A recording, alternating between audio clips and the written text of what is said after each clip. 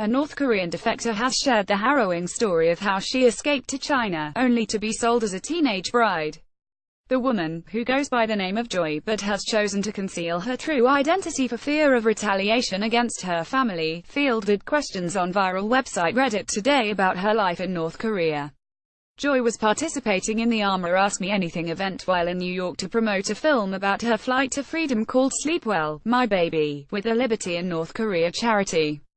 Joy explained that she was 18 years old when she gathered up the courage 7 years ago to escape from North Korea.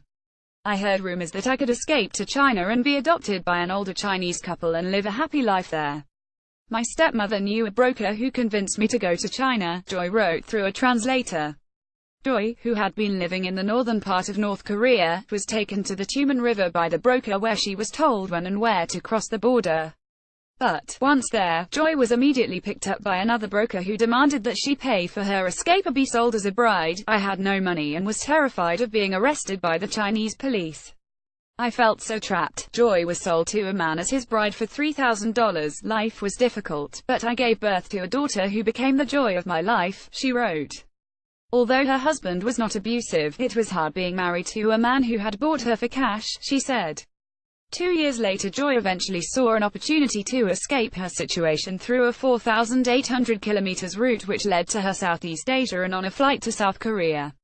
But, devastatingly, her escape meant she had to leave her daughter behind in China. Joy, who is now 25, said she still held out hope that she would be able to return to China and get her daughter back. I can get my daughter if the man's family will allow me to take her. It will be difficult right now to bring her to South Korea because they want to keep her. I also want to finish university so I can get a job which will allow me to provide for her if she comes to South Korea. Joy, who still manages to speak to her relatives via a mobile phone smuggled in through China, said she grew up in a loving family but life was harsh and a struggle for most North Koreans. I did not spend much time in school because of how difficult life was for us. The Great Famine left us without food and we needed to work on the farms instead of going to school. I remember textbooks always portrayed America as a terrible place and Americans as evil.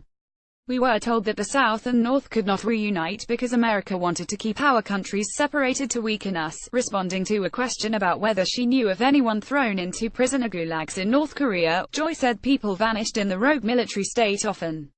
Only people that are deemed loyal by the regime are allowed to live in Pyongyang. I live in the northern part of the country which made it easier to cross into China. I knew many people that disappeared and it was rumored they were taken to prison camps. There was never a way to confirm it, they just vanished one day. Copyright 9 Digital Pty Limited 2017.